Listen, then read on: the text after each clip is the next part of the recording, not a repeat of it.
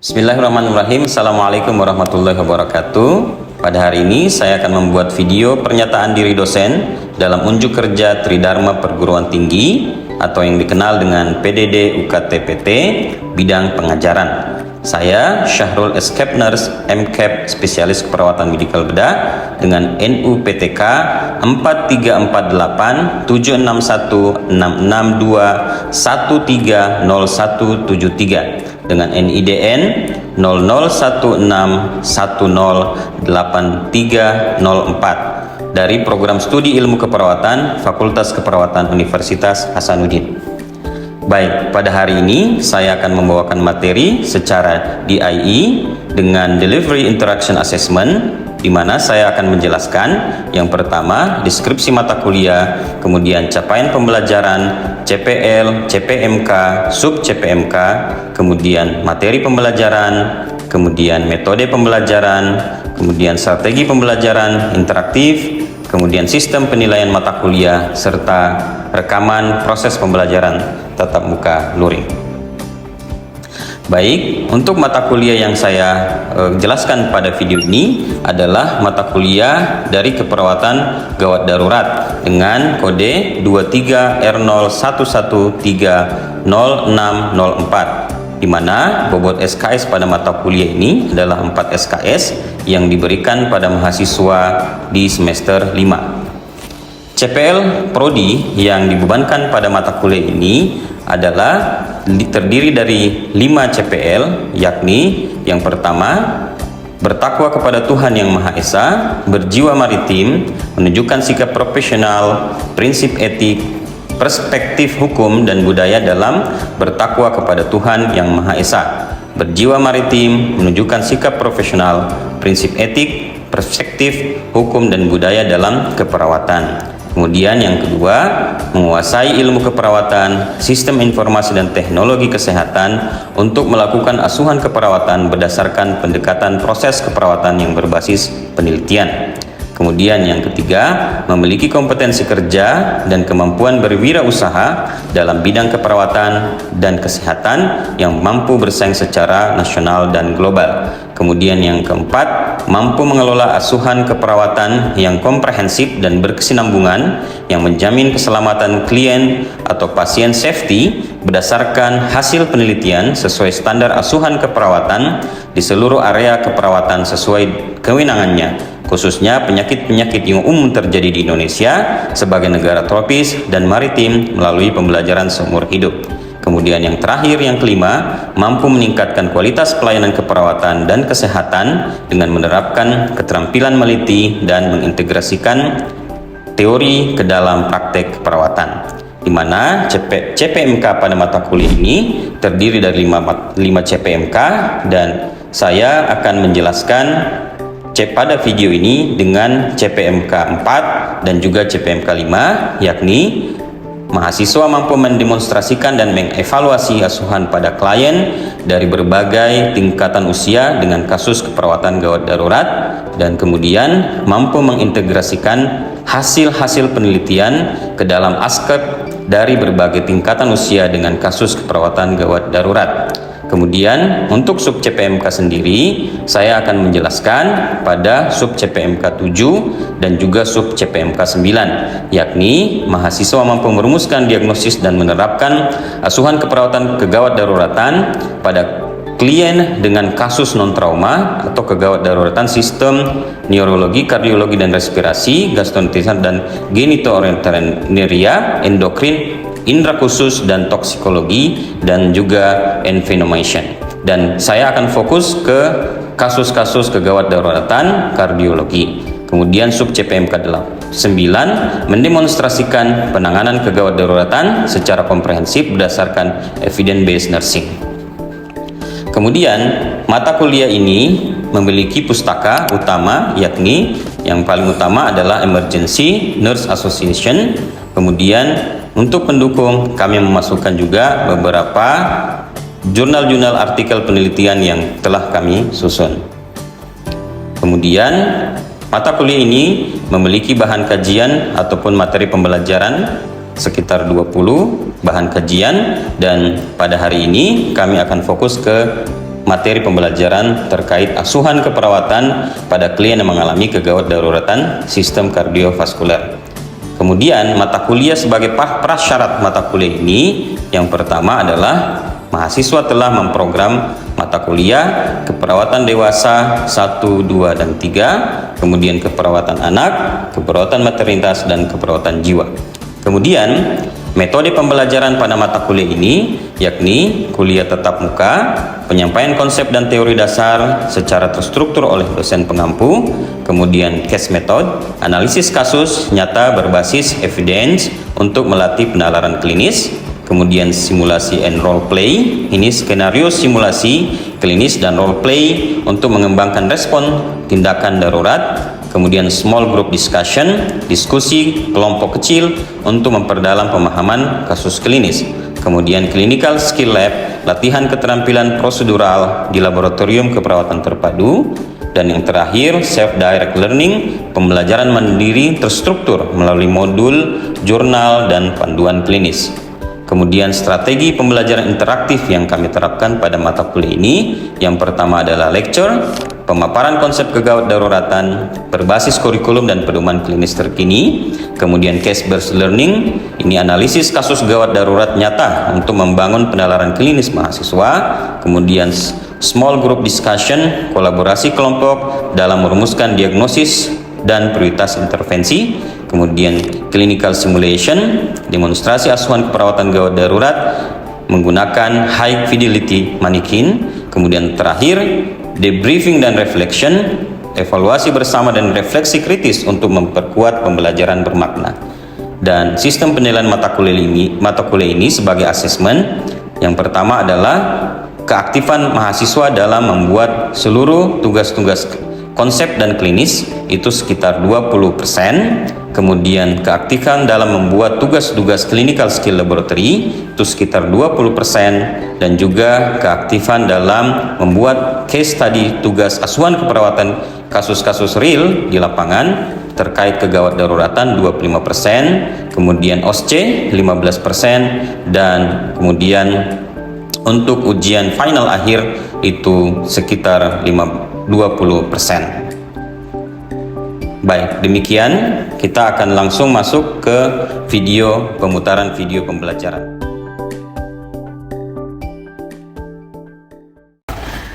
Baik, bismillahirrahmanirrahim. Assalamualaikum warahmatullahi wabarakatuh. Waalaikumsalam warahmatullahi wabarakatuh. Apa kabar adik-adik sekalian? Alhamdulillah. Tetap semangat ya? Semangat. Bismillah. Semoga kita sehat selalu ya. Baik, adik-adik sekalian, hari ini kita akan lanjut materi kita di mata kuliah asuhan keperawatan gawat darurat ya. Di semester 5 tentunya ya, kalian saat ini, dan kita sekarang sudah masuk di perkuliahan di minggu ke-14 ya, ini pertemuan 14 ya. Dengan kita fokus nanti adalah kardiologi tentunya. Dan mata ajar hari ini adalah sindrom koroner akut ya, asuhan keperawatan gawat darurat sindrom koroner akut ya. Baik. Sekali lagi saya mengingatkan bahwa CPMK yang akan kita capai pada mata kuliah ini atau mata pelajaran ya, materi ini adalah CPMK 4 ya dan CPMK 5. Tentunya bagaimana kita mendemonstrasikan asuhan keperawatan dan mengintegrasikan hasil-hasil penelitian.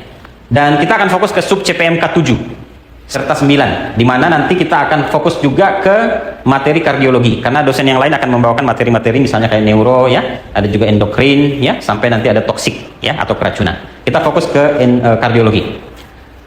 Nah, kematian yang disebabkan oleh penyakit jantung atau serangan jantung ya, kalau kita di materi ini adalah satu kematian ya, disebabkan oleh dari 3 kematian oleh hanya penyakit jantung tersebut. Dan satu kematian itu bisa terjadi dalam 40 detik. Setiap detik 40 detik itu terjadi kematian di seluruh dunia tentunya ya. Bisa kita bayangkan di kelas ini kalau per 40 detik itu terjadi ke satu kematian, itu bisa habis dalam kelas ini berapa detik yang kemudian ya. Baik. Kasus terbanyak di Indonesia itu biasanya serangan jantung tentunya ya. dan juga akut heart failure, ya, akut gagal jantung akut, gagal jantung kongestif, ya, atau biasanya angina pectoris stabil atau serangan nyeri dada yang hebat tapi dia masih stabil. Ada juga aritmia dan paling banyak juga biasanya hipertensi, ya. Tapi hari ini kita coba lebih fokus dulu ke ACS, ya, atau akut coronary syndrome. Nah, ini adalah anatomi daripada jantung yang berada di dalam rongga torakal, ya. Dan tentunya dia terdiri dari apalagi ruangan-ruangan jantung? Atrium dan ventrikel, ya. Atrium bagian atas dan ventrikel di bagian bawah, ya. Dan bagian jantung ini terdiri dari kebanyakannya otot, ya, otot-otot jantung, ya.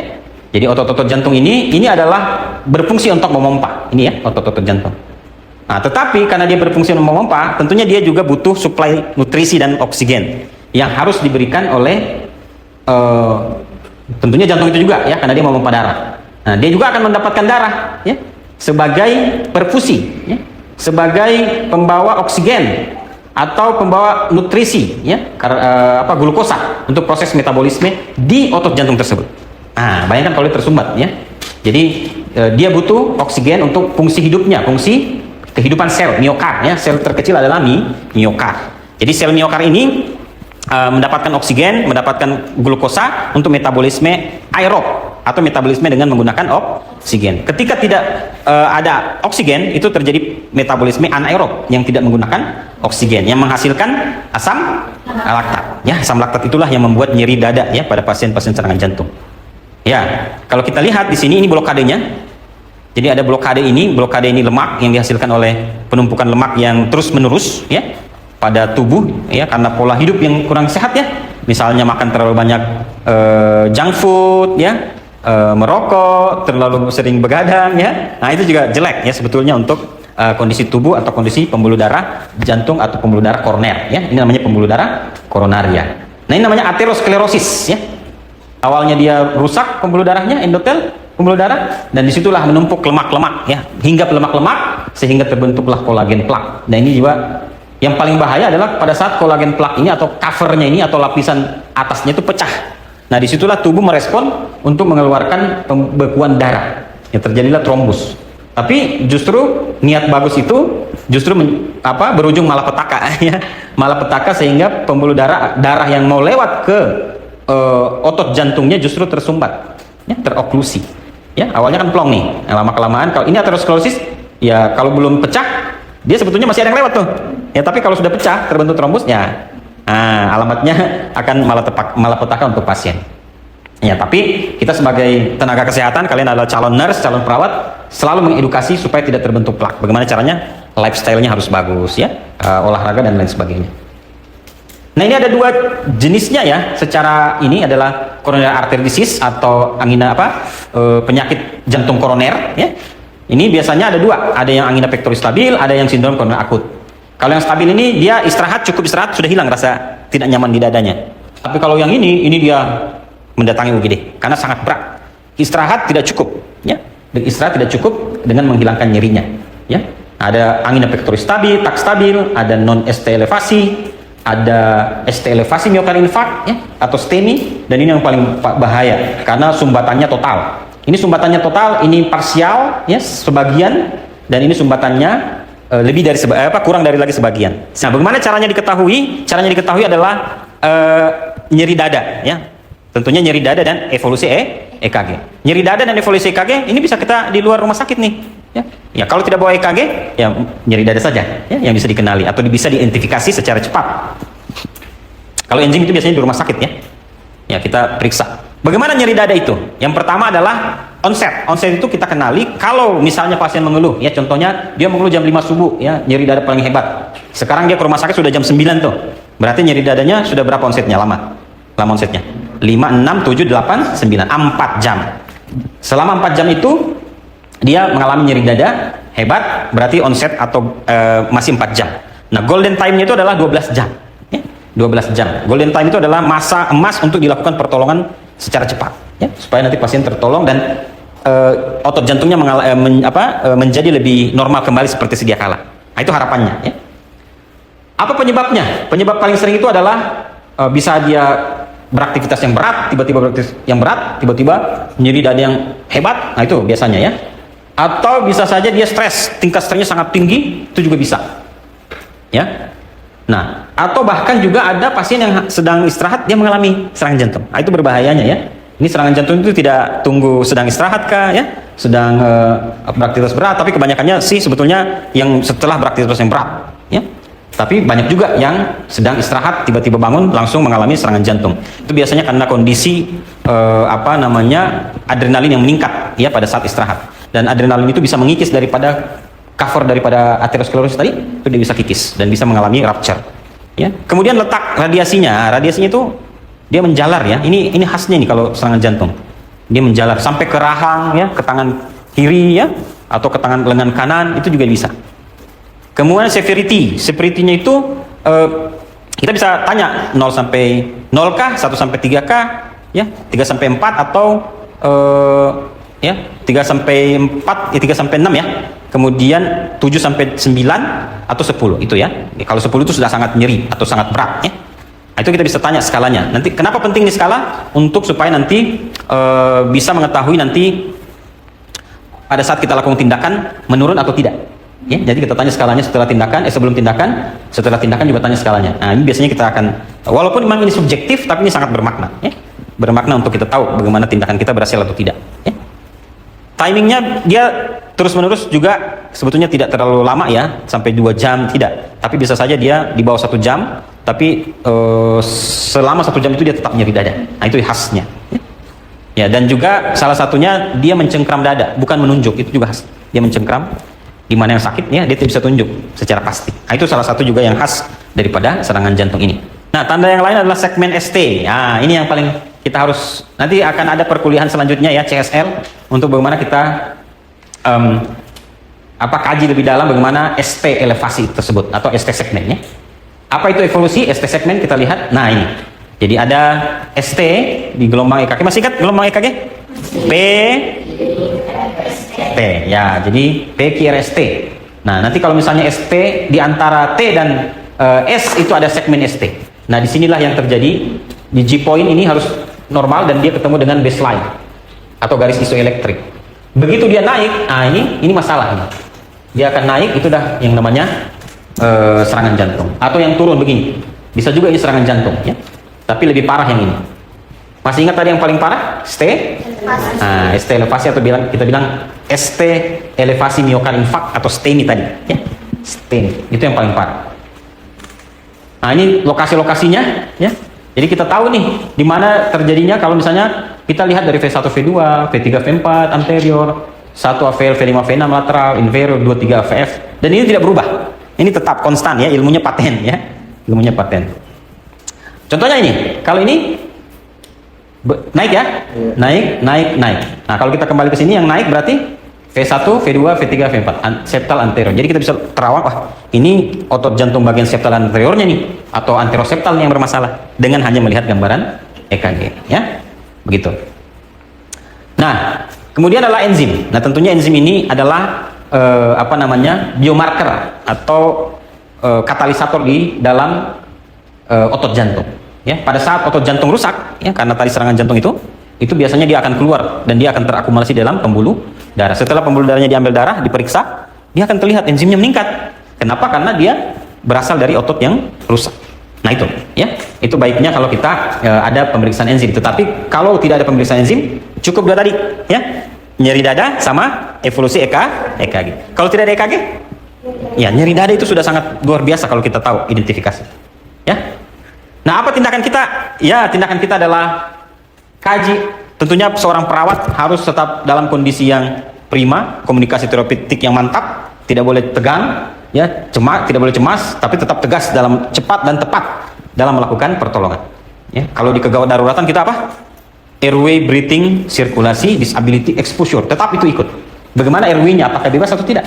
Jalan nafasnya. Ya, bagaimana pernafasannya? Ya, saturasi oksigen itu harus kita kaji. Berikan dia, Pak, istirahat Pak, baring. Nah itu, ya, karena itu paling mudah untuk dilakukan. Kalau ada oksigen, langsung sama oksigen. Ya, cek saturasinya. Kalau ada EKG, pasang EKG. Kalau misalnya kita turun lapangan, kita bawa oksigen yang portable, bisa kita berikan oksigen. Ya. Kalau tidak ada, kan biasanya sekarang sudah dijual saturasi oksigen ya, oximetry itu bisa kita cek, ya, karena sangat erat dengan saturasi oksigen. Kalau ada infus, kita bisa pasang infus untuk jalur obat nanti kalau dia butuh obat cepat, ya. Kemudian KJ PGRST tadi yang sudah kita sampaikan. Biasanya kalau di UGD atau di instalasi gawat darurat kita akan berikan di aspirin. Ini obat-obatan yang harus kita berikan. Nitrogliserin, ya, kemudian ambil darah, ya. Biasanya kita setelah pasang infus langsung ambil enzim, ya, untuk pemeriksaan enzim, elektrolit, koagulasi. Nah, ini biasanya ronsen dada, ya, sudah mulai dianjurkan, dan tetap monitoring ABC.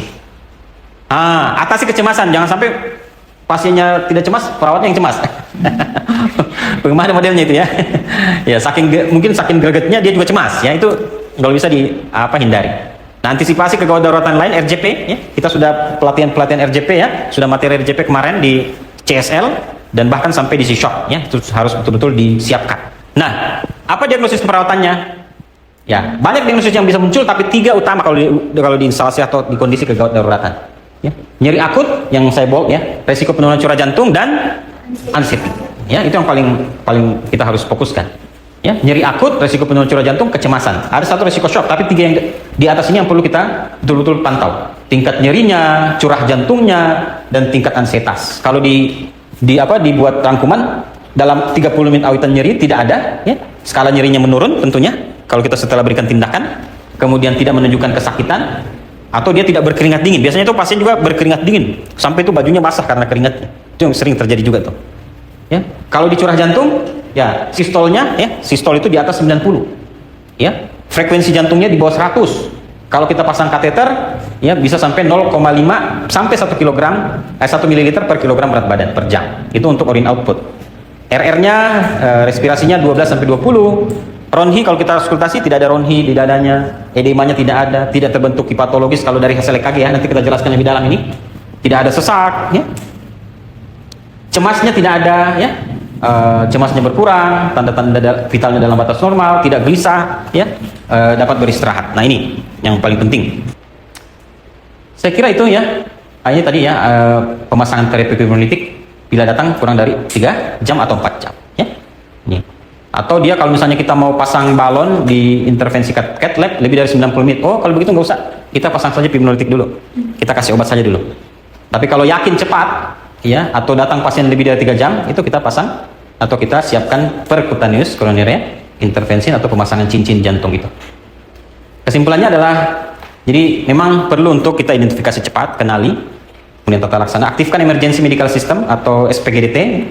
Ini harus cepat dibawa ke rumah sakit, harus cepat dirujuk, kemudian evakuasi, transportasi.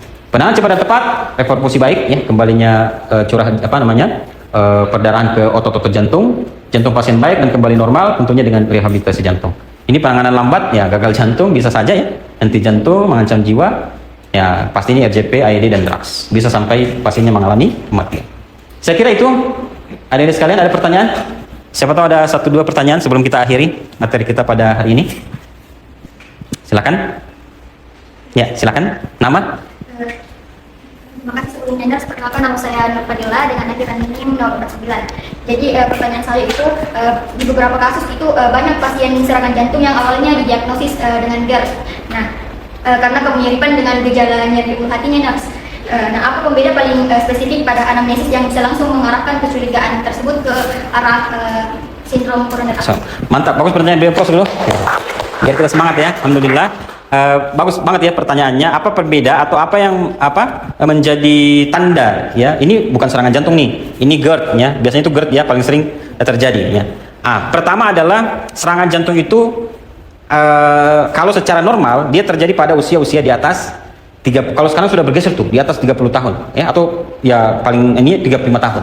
Dahulu kala itu dia di atas 40-50. Sekarang sudah mulai mundur. Ya, jadi hati-hati nih anak muda, ya. Seperti kami ini juga sebetulnya harus berhati-hati, ya. Jadi memang kalau GERD itu kebanyakan terjadi pada usia berapa? Gastroenteritis, ya, akut. Di usia-usia muda, ya. Ya, usia-usia muda juga biasa terjadi. Jadi tanda pertama adalah usia dulu. Ya, harus jelas bahwa dia usia berapa. Kalau misalnya dia ada nyeri ulu hati sudah di usia-usia 35, itu harus dicurigai. Harus dicurigai. Apalagi kalau dia setelah beraktivitas berat. Ya, misalnya kayak jalan, ya, jalan jogging, tiba-tiba dia ada keluhan nyeri ulu hati, bisa saja bukan GERD, ya, karena bisa saja bagian inferior tadi kalau ingat ya 23 AVF itu bisa saja di bagian-bagian sini jantung yang kena, yang rusak di bagian heart, right heart, ya, bagian jantung kanan. Jadi apa namanya, kita curigai ya kalau misalnya dia di atas 35 tahun. Kecuali kalau dia usia masih muda, ya tanya dulu sudah bagus tidak makannya atau bagaimana. Nah biasanya kalau dia nyeri ulu hati biasanya ke arah GERD, ya begitu. Jadi usia, kemudian nanti tentunya pemeriksaan khas tadi, nyeri dada khas tadi itu juga sudah bisa mempertegas. Misalnya kayak dia, apakah dia bisa tunjuk? Rata-ratanya kalau GERD itu dia bisa tunjuk, dia bisa lokalisir nyeri dadanya. Tapi kalau nyeri dada khas jantung itu dia betul-betul dia tidak bisa memastikan di mana posisinya dia nyeri. Ya, bagus pertanyaannya. Saya kira itu dulu teman-teman sekalian, ya adik-adik sekalian. Nanti kita ketemu lagi di CSL. Mudah-mudahan sehat selalu. Terima kasih atas perhatiannya. Ya, kalau ada masih ada pertanyaan kita jawab nanti di CSL. Saya akhiri, subhanakallahumma bihamdik, syadu la ilaha illa anta, summa nastaghfiruka wa bilaik. Assalamualaikum warahmatullahi wabarakatuh. Waalaikumsalam warahmatullahi wabarakatuh.